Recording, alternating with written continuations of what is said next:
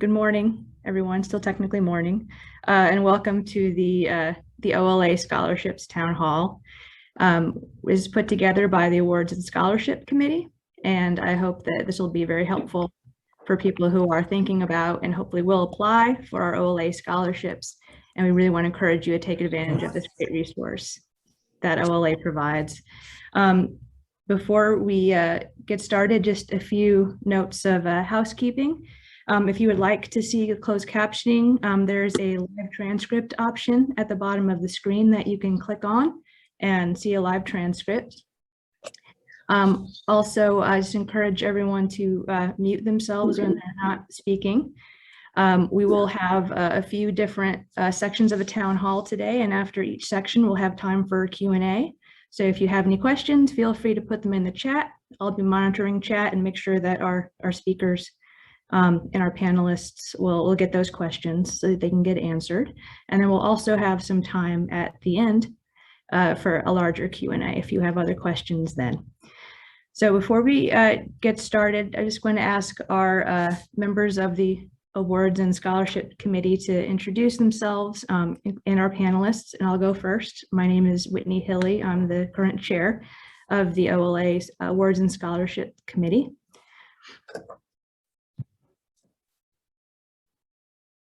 And my name's Nelson Dent, and I'm part of the committee too, and I'm from the Pioneer Library System.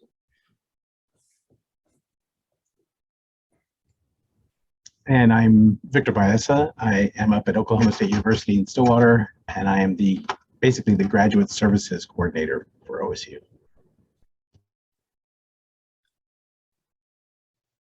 I am Allison Blankenship, and I'm the branch outreach coordinator for the Southern Oklahoma Library System.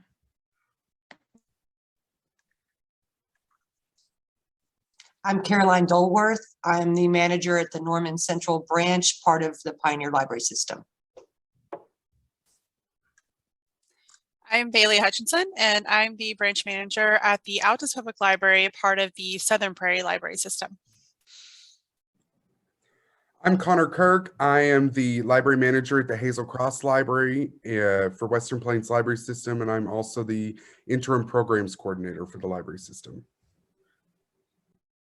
Okay, well, thank you all. Okay, and our first section of the day is going to go an overview of scholarships and the website and application forms, and Nelson is going to be taking us through that.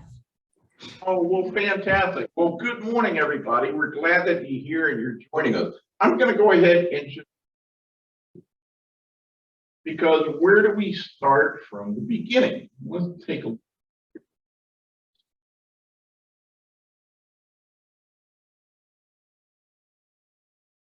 I think everybody can see my screen. Is that correct? We all see the OLA webpage. So that's oklibs.org. And scholarships, you go to About OLA, the awards and the scholarship link. What we're going to do is we're going to the scholarship link, and it takes you right to the scholarship page. This is a great page because it's very direct. What's going on. Before I started further with getting into some detail, I want to let everybody know all OLA scholarships by the endowment committee. And they have done a fantastic job in setting up scholarships for students. Scholarships. And we have 3 scholarships for $750.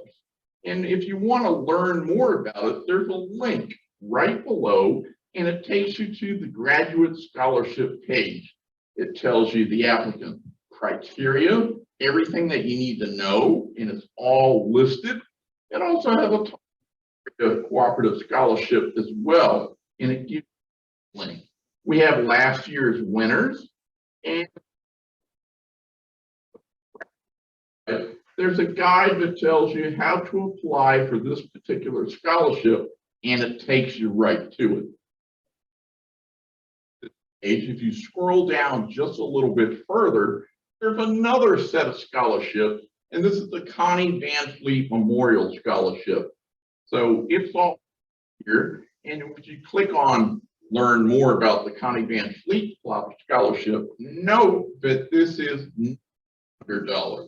The others are $750. So it's different, and it has slightly different criteria. And again, OLA will list all of this for you, and it gives all the information that you need, how to apply. Again, application to else that I want to let you be aware of is the K Boys Conference Scholarship. Now, this is pretty interesting. And if you all knew Kay in the past, for 35 years, she ran the OLA conference for years and years. One of her big passions to attend the conference. I love this scholarship. I wish I had that opportunity way back when I went to library school. Registration to attend the conference. Or in Tulsa, Oklahoma City, or wherever it is. Again, just like the same format as the others, it tells you exactly the criteria of what you need, gives you information on the scholarship, and then over the right-hand side, you can apply for that as well. The Overland Memorial Scholarship. Now, this is for OLA Gold. Leadership Institute, but we do that every 3 years. I don't award this all the time. However, I do want to highlight that because when it comes up again, you want to apply for that. This is that OLA puts together. Again, all of your scholarship information is right here on the OLA page. About OLA Scholarship, you click on it and it takes you right to the link. OLA is take it a step further. And I think with OLA, the difference between us and everybody else, not only do we have a scholarship webpage,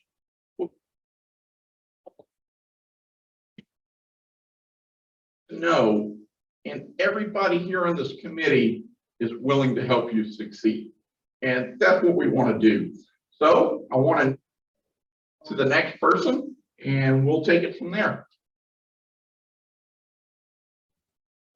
Thank you, Nelson. Next we have Caroline, who's going to take us through some best practices for scholarship applications.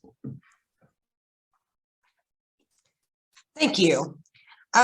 You know, a lot of the things that we look at when we're reviewing who to award the scholarships to are things that would make perfect sense to you. Did you answer all the questions?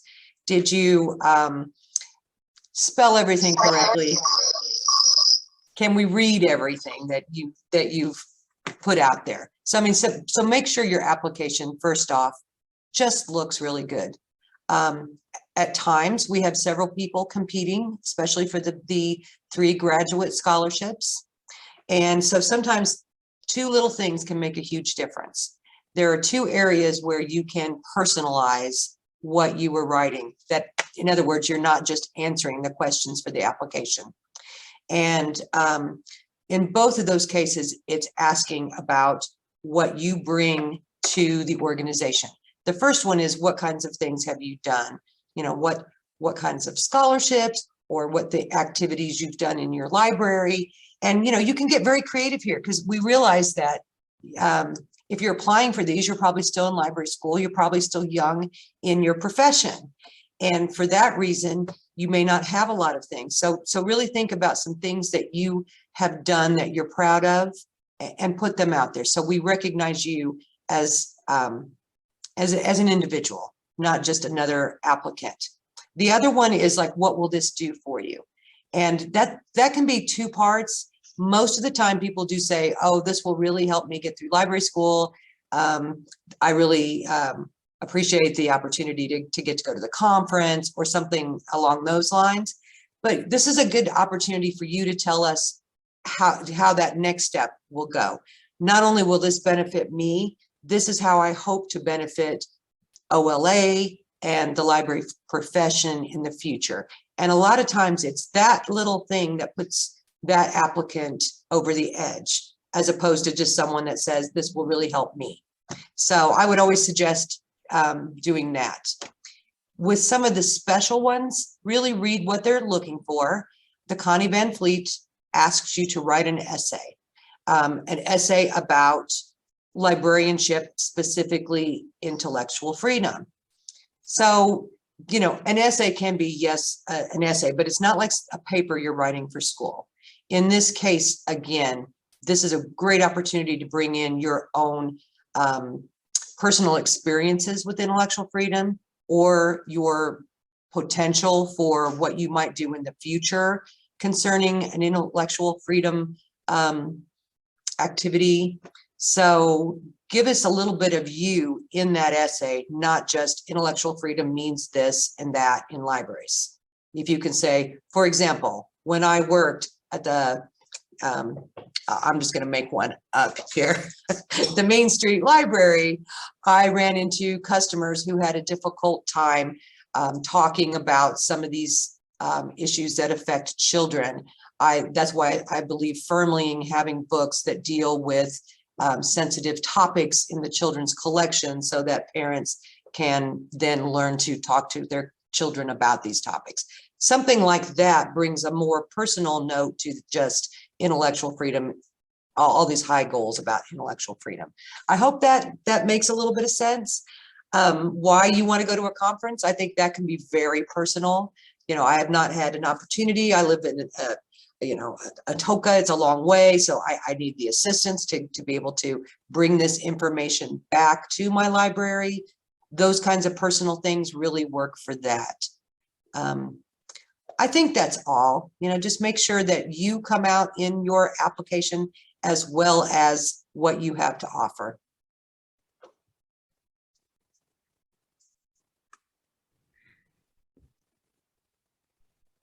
Thank you. All right. Not seeing any questions for this section, so I think we'll move on to our past scholarship recipient panel, and let Victor, Bailey, Allison, and Connor take that away. Thank you. Hello, everyone. And if you have questions for the panel, you can put them in the chat, or you can, I think we're okay with you unmuting and asking directly. But first, let me introduce the panel. So first, and when I call you out, just give a wave to the camera. Bailey Hutchison, she is the branch manager with the Altus Public Library in the Southern Prairie Library System. You know, I always find it interesting to hear the names of all the different library systems. It's always kind of cool. Sorry, side note. Bailey received the Graduate Scholarship in 2020. Next, we have Connor Kirk, and he's currently in his last year of the MLIS program. Oh, and I think that's the same for you, isn't it, Bailey? Yay. Connor began working 6 hours a week in 2016 in the Western Plains Library System and is still there, having worked in a multitude of roles. Connor was the 2021 recipient of the Connie Van Fleet Memorial Scholarship. And last but not least, we have Allison Blankenship, and she is the branch outreach coordinator for the Southern Oklahoma Library System, where she has been since 2009. Allison received her MLIS this year from the University of Oklahoma and was also a Connie Van Fleet Memorial Scholarship recipient.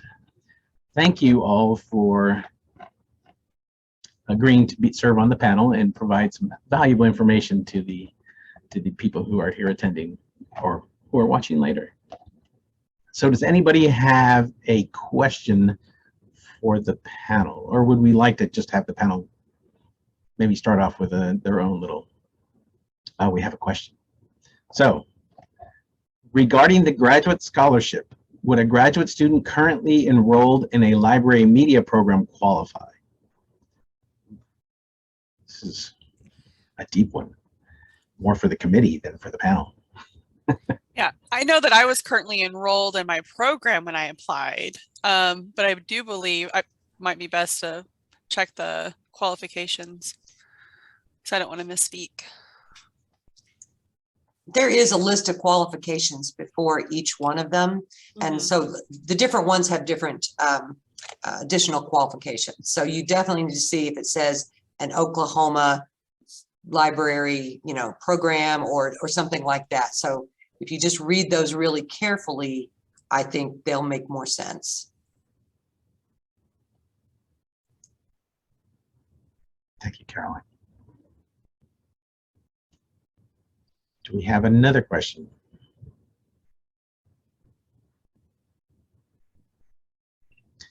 So if I don't see one, then I have a couple of questions I'd like to ask the panel. Things I think might be helpful for those who are considering applying. And I know when I applied for scholarships, this was always a question on my mind. In general, panel, how long did it take you to fill out the application?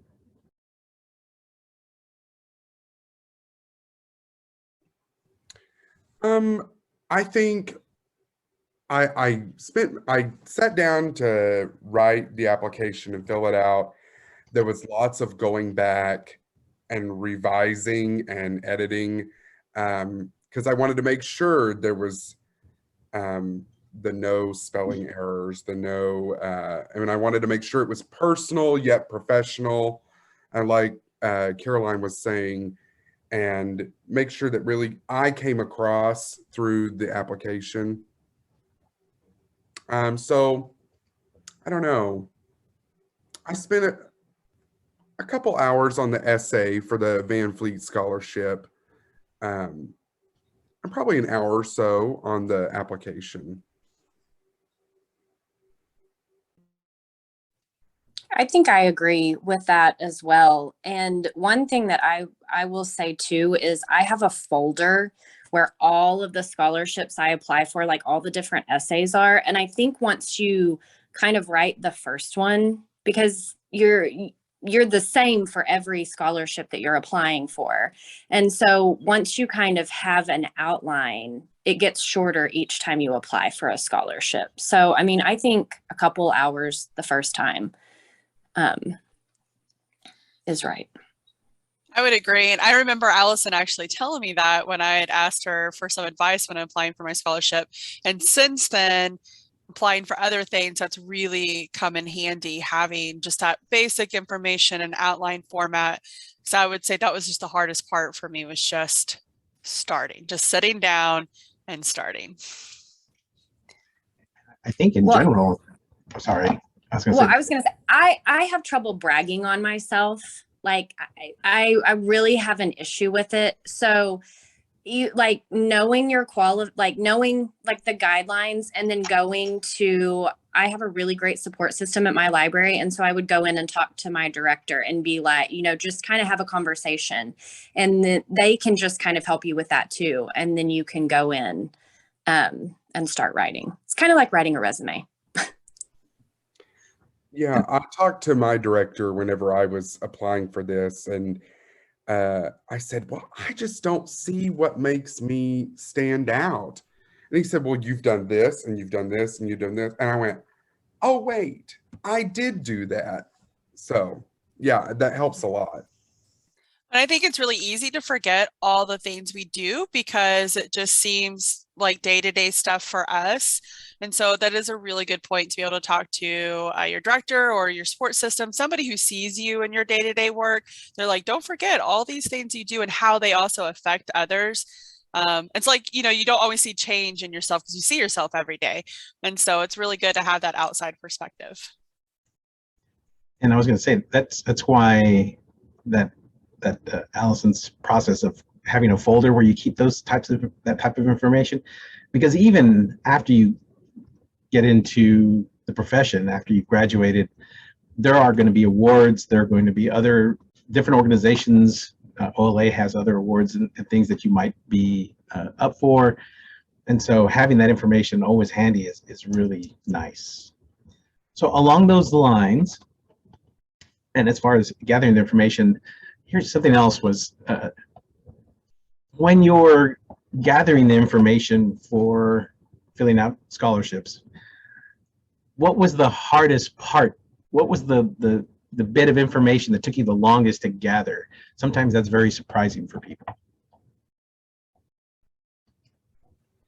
Well, the first one that I came across, sorry, Bailey, the first one that took me a while was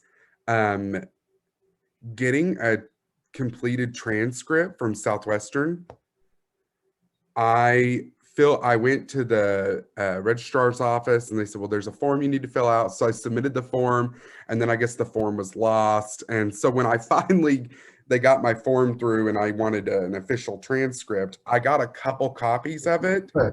And I've The got device you had plugged into the 206 trucker machine yesterday. Can I borrow that? It should still be down there. Oh, it should be down there. It stays in that room. Is it plugged in or is it like sitting somewhere? It's separate. Oh, sorry, everyone. Probably should have muted myself before. A question. Sorry. Thanks. I want to echo what Connor said. I did not realize, like when I saw that on the things you need to gather, I was like, oh, my transcripts. Then I was like, oh, wait, I have to go through that process of requesting my transcripts and then getting that. And so that's a good point. When you do that, get extra copies now. You will need them again. Like Victor said, whether you're applying for awards down the road, sometimes they ask for that information. And so again, it's handy to have a folder, whether you have digital copies on your computer, or you just have a physical folder in your office with some of that information. So that surprised me with how long that took to just go through all those little steps. And I think also, because you also have to have letters of recommendation. And so, gathering that information to get it's not necessarily the information that you're giving, it's all the information you have to get from other people. So make sure that you don't wait till the last minute and you plan for that. And that's another thing I have in my folder is all the letters of recommendation. So they can be, tweaked, and I can just send it back for like the next scholarship. And this is what you said the last time. So they don't have to rewrite it.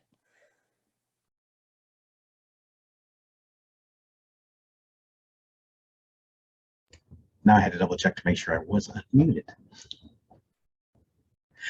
So trying to get into a sort of a happier or happy kind of mood. What was the best part about receiving the scholarship from OLA beyond the money? I'm sure the money was great. So I think for me personally, I became a part of OLA in 2009, but that was after Dr. Van Fleet was there. But throughout the years, I've just heard so much about her.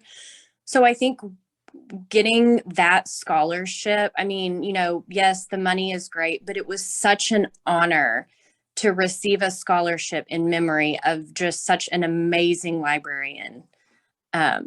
So that for me was it was just great. And I feel the same, Allison. Like, I've only been involved in OLA since 2018. And I started graduate school in 2019.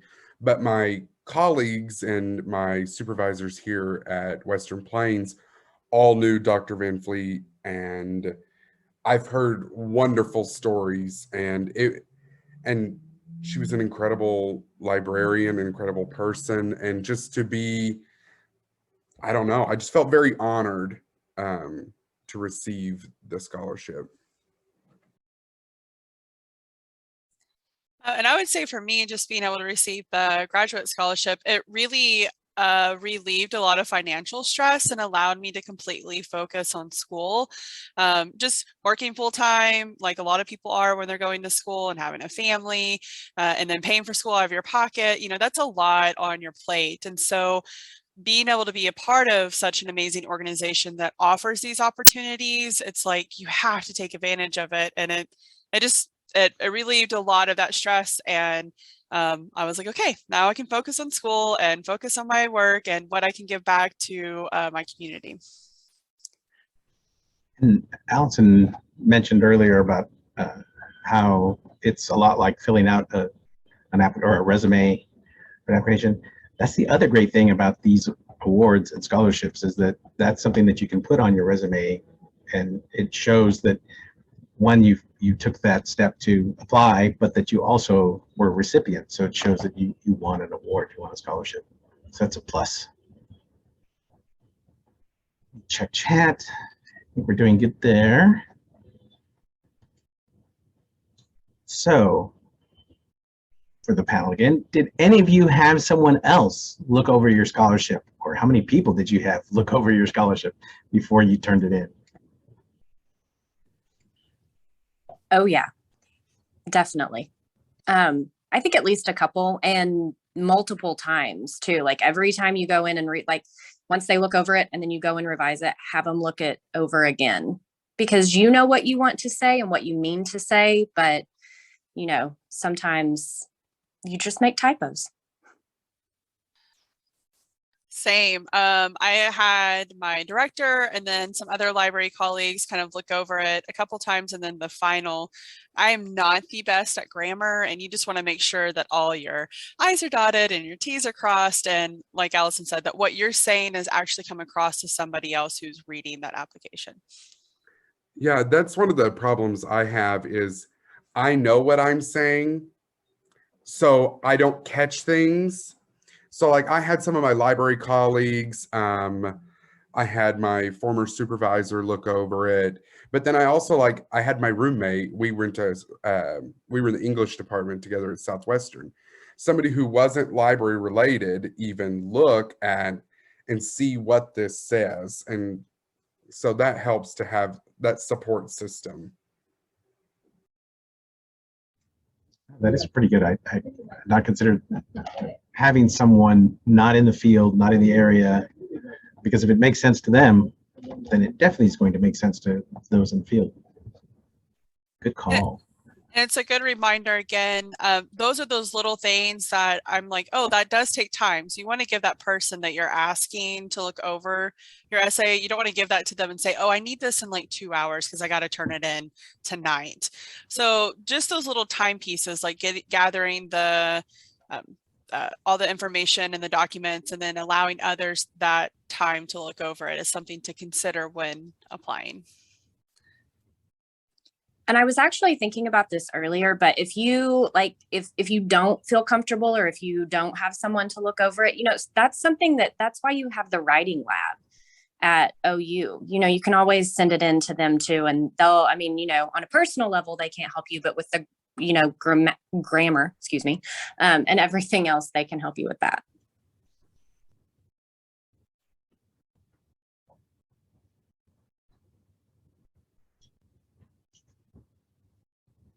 Okay. So, and this was something I know it gave me pause when I was applying for scholarships. How did you pick your references, and what did you provide, or what did you do to help the people that you asked to be your references as they were going to fill out that part for you?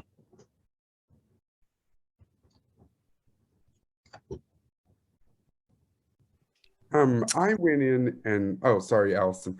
I went in and when I thought about my references, I wanted someone who knew me professionally, and also academically, because these are scholarships for graduate school. I wanted, so like I looked at my advisor from Southwestern Oklahoma State, and I looked at like my department chair while I was at Southwestern. And then like colleagues here at Western Plains, because they've known me for 5 years, when I was a part-timer working 6 hours a week to a library manager. So they've seen me in multiple roles, and just somebody that maybe you don't even know, I don't know, not that personally, but that has seen you grow and develop and has seen your work. So I was very fortunate. I had a former library director that I started working under, and then 3 years ago, we have a new library director and I've worked with her for 11 years now. And so they were my main references, but I think it's another reason to become active in OLA because you get to know people from across the state, and so you can have people from different libraries, you know, that they would be willing to be your reference as well. And depending on what you're applying for, you know, those can be very good connections to have. Absolutely. I was also very fortunate to be able to use my current director, but then kind of like Connor said too, I thought about people who have seen me grow professionally. So the very first library job I had 5 years ago, and they know like the work that I've done over the last 5 years and academically, because I think it's very important for people to know your character as well as who's just seen your work. And so that can come out. And so it's good to kind of have that variety, but I will definitely say since receiving the scholarship, it's really been awesome to see how that launched my involvement into OLA and into the committees I'm in. And so it's another good reason on the front end to get involved in OLA, and then on the back end of that, your involvement in OLA. Which kind of goes towards what Nelson talked about earlier with the scholarship for attending OLA, and that there's a lot of growth there. There's a lot of networking opportunities. I know every time I go, and there's always some presentation that I'll go to, and I'll, not to be cocky, I'll think, oh, sure, I know a lot about this. Maybe I'll go and I'll give some of my own little tips at the end of the question and answer. But then I sit there and I'm like, oh, I hadn't thought of that, or oh, and a lot of times what goes on there for the presentations is you're thinking in your library system, or your library system thinking about implementing something, and someone's doing a presentation because they did it the year before, and now they're sharing their expertise.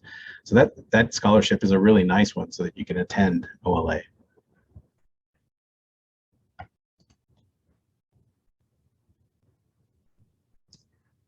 So this is going to be not an odd question, but I guess in essence it is.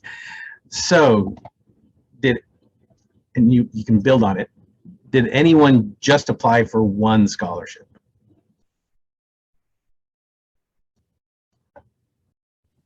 I applied No. for all of them. Like if it came across my desk, I was applying for it. So, you know, I mean, somebody has to win or receive it. So yeah, I applied for all of them. Same. I mean, it never hurts to have your name in the pot to be chosen. It never hurts. Like they say, the worst they can say is no. Because I applied for several scholarships, and I applied for several scholarships 2 years ago and didn't get chosen for any. I went back and applied again the following year, and I got the scholarship. So if you don't get it 1 year, apply again.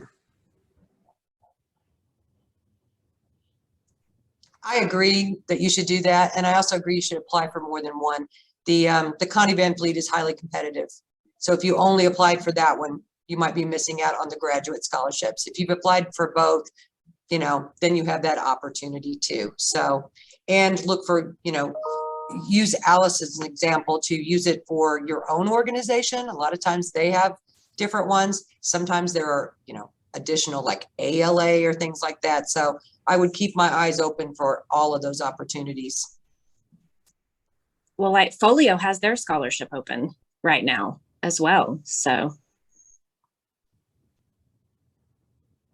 And you could also look at your, maybe some other like library organizations, like Allison said, Folio, or maybe if you're involved in, I don't know, YALSA, or if you're involved in ARSL, but these OLA scholarships are incredible.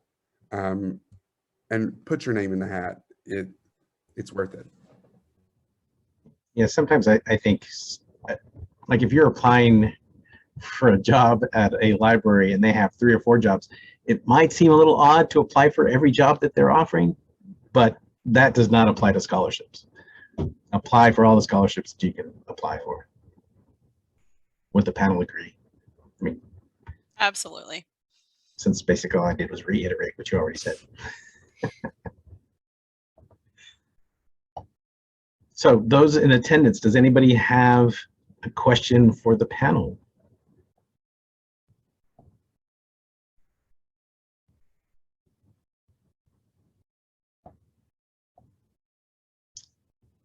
Does the panel, or our panelists, have any parting thoughts for those in attendance or those viewing this? I would just say if you have any questions and you need to reach out during this process, I don't want to speak for all the panelists, but I would think that any of us would be more than welcome, or more than happy to answer any questions. Just be that person on the sidelines cheering you on, whatever you need, because it's highly worth it. And like we've all said, you just kind of sit down and do it and put your name in the pot. And I would say get started. The deadline is Yes. January 5th, 2022. So especially during the holidays, you may have trouble getting transcripts if you don't get a move on that, or people that you want as reference may be going on vacation. So I would say start now. Yes, and then have time to revise and have others look over your application, or especially if you're doing like the Van Fleet essay, have time to go back over that and revise before you turn it in. I agree with all of the above.